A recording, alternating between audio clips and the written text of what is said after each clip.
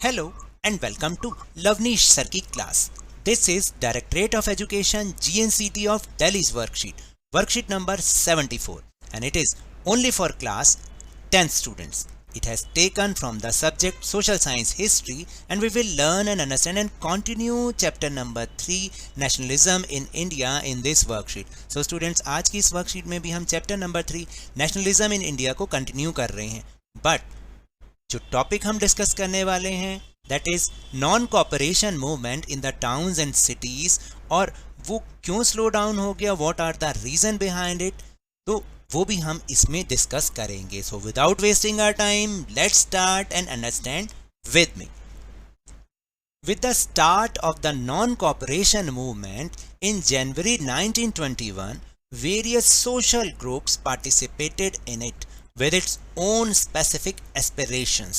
देखिए, जब जनवरी 1921 में नॉन कॉपरेशन मूवमेंट स्टार्ट हुआ तब बहुत सारे जो सोशल ग्रुप्स थे उन्होंने अपनी स्पेसिफिक एस्पिरेशन यानी अपनी जो विशेष इच्छा, जो उनका मतलब था ना, उसको ध्यान में रखते हुए इस मूवमेंट में पार्टिसिपेट किया.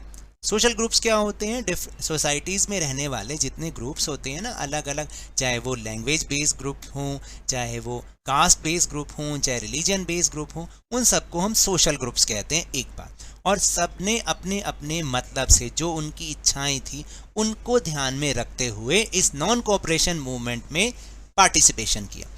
All of them responded to the call of Swaraj, but the term meant different things to different people. देखिए, सब जो है स्वराज के लिए तो आए ही थे इस मूवमेंट में कंट्रीब्यूशन करने के लिए, पार्टिसिपेट करने के लिए, लेकिन अलग अलग लोगों के लिए इसका अलग अलग मतलब था. In this worksheet we'll study the participation of the people in the towns or the cities. हम इस वर्कशीट में लोगों, खासतौर से जो टाउन और सिटीज़ में लोगों ने पार्टिसिपेशन किया वो किस तरह से किया उसके बारे में जानेंगे. So let's begin. First will study about the participation of various groups. लोगों ने, डिफरेंट ग्रुप्स ने पार्टिसिपेशन कैसे किया, let's see. The movement started with the middle class participation in the cities. यानी इस मूवमेंट की शुरुआत मिडिल क्लास लोगों के पार्टिसिपेशन से स्टार्ट हुई. Thousands of students left government controlled schools and colleges. हजारों छात्रों ने जो सरकारी स्कूल और कॉलेज थे उन्हें छोड़ दिया. हेडमास्टर्स एंड टीचर्स रिजाइन, और जो हेडमास्टर थे और टीचर्स थे उन्होंने रिजाइन कर दिया, इस्तीफे सौंप दिए. And lawyers give up their legal practice, और वकीलों ने सरकारी अदालतों में जाना छोड़ दिया. The council's elections were boycotted in most provinces. जो काउंसिल इलेक्शन होने थे, खासतौर से ब्रिटिश सरकार कराती थी, उन्हें ज़्यादातर प्रांतों में बॉयकॉट उनका किया गया, बहिष्कार किया गया. अब इन सब का फॉरेन गुड्स पर क्या इम्पैक्ट पड़ा? Impact on foreign goods.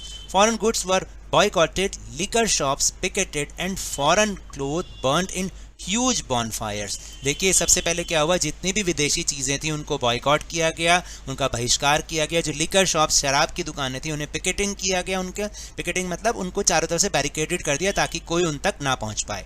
और फॉरेन क्लोथ्स की होली जलाई जाने लगी. The import of foreign clothes have halved between 1921 and 1922. 1921 और 1922 में इसके बीच जो फॉरेन क्लोथ्स का इंपोर्ट था वो घट के आधा रह गया. Its value dropping rupees 102 crore to rupees 15 crore, यानी 102 करोड़ से इसकी वैल्यू डाउन होकर 57 करोड़ रह गई. In many places, merchants and traders refused to trade in foreign goods, and people began discarding imported clothes and wearing only Indian clothes. और बहुत सारी जगहों पर जो व्यापारी व्यवसायी थे उन्होंने फॉरेन गुड्स में व्यापार करना ही बंद कर दिया, और लोगों ने भी जो बाहर से आए हुए क्लोथ्स थे उनको पहनना बंद कर दिया, और केवल जो इंडियन क्लोथ्स थे उन्हें ही पहनना शुरू कर दिया. Consequently, production of Indian textile and mills and handlooms went up. और इसका परिणाम स्वरूप क्या हुआ कि जो इंडियन टेक्सटाइल था यानी भारतीय मिलों का कपड़ा था उसमें उत्पादन और ज़्यादा बढ़ना शुरू हो गया. लेकिन after some time there is a slow down of this movement. इस मूवमेंट में कुछ स्लो डाउन होना शुरू हो गया, ये धीमा पड़ना शुरू हो गया। इसके रीजंस क्या थे?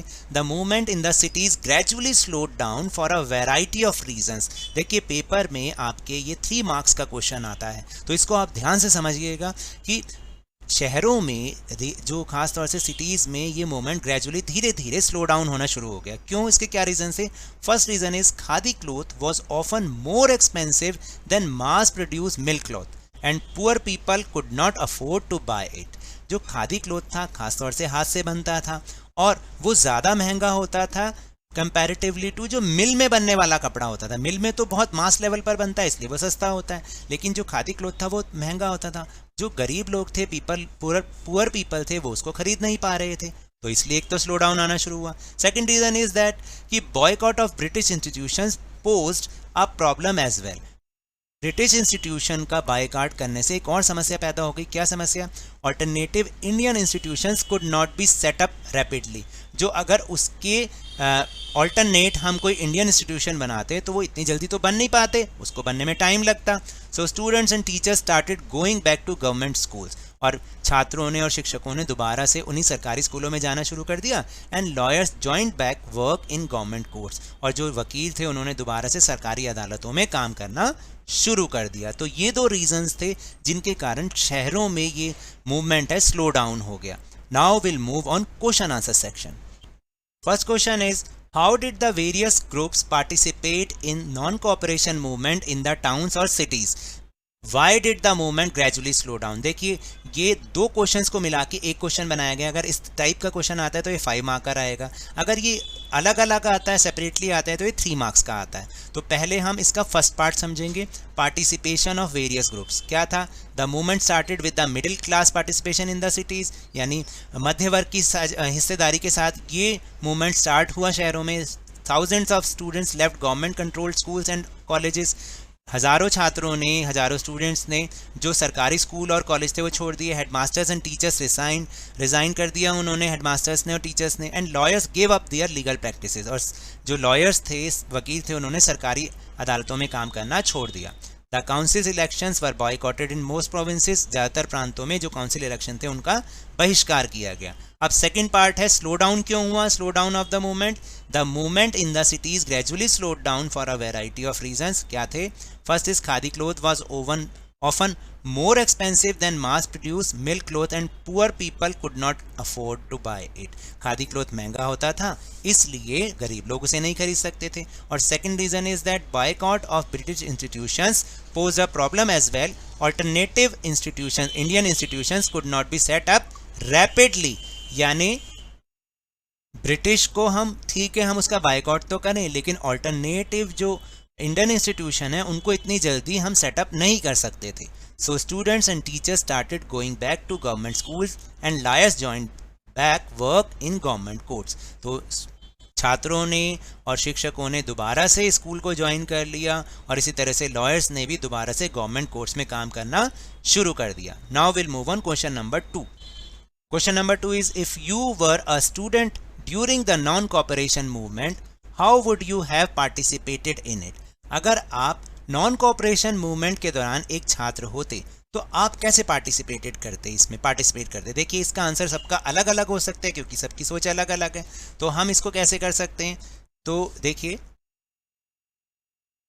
तो मेरी सजेशन है, देखिए if I too had been a student during the non cooperation movement I would have participated in this movement in the same way as thousands of students participated at that time, that is left their schools and colleges. यानी अगर मैं भी उस दौरान non cooperation movement के दौरान कोई student होता और इस मूवमेंट में मुझे पार्टिसिपेट करना होता तो मैं वैसे ही करता जैसे कि उस समय 1000 स्टूडेंट्स ने किया। उन्होंने भी अपने स्कूल और कॉलेज छोड़ दिए तो मैं भी छोड़ देता, because I would have like the freedom of my country. मैं भी तो अपने देश को आज़ाद देखना चाहता उस समय। Rather than studying in British institutions, I would have preferred to study in Indian institution। और British institution में पढ़ने की बजाय मैं भी इंडियन इंस्टीट्यूशन में पढ़ना ही प्रेफर करता। तो हम इस तरह से इसका आंसर लिख सकते हैं। So now that's all for this worksheet. अगर मेरे इस तरह समझाने से अब आपको समझ में आने लगा है तो इस चैनल और वीडियो को लाइक कीजिए, शेयर कीजिए, और अगर आप न्यू हैं तो सब्सक्राइब भी कर लीजिए। और टेलीग्राम ऐप पर हमारा चैनल लवनीश सर की क्लास, उसको ज्वाइन करना ना भूलिएगा, जिसको ज्वाइन करने का लिंक आपको इसी वीडियो के डिस्क्रिप्शन बॉक्स में मिल जाएगा। But remember, whenever you will go outside please wear your mask और जब भी आपकी टर्न आए कोरोना की वैक्सीनेशन जरूर लगवाएं क्योंकि कोरोना को हराना है और जिंदगी को एक बार फिर से सुहाना बनाना है। इसी उम्मीद के साथ थैंक यू वेरी मच।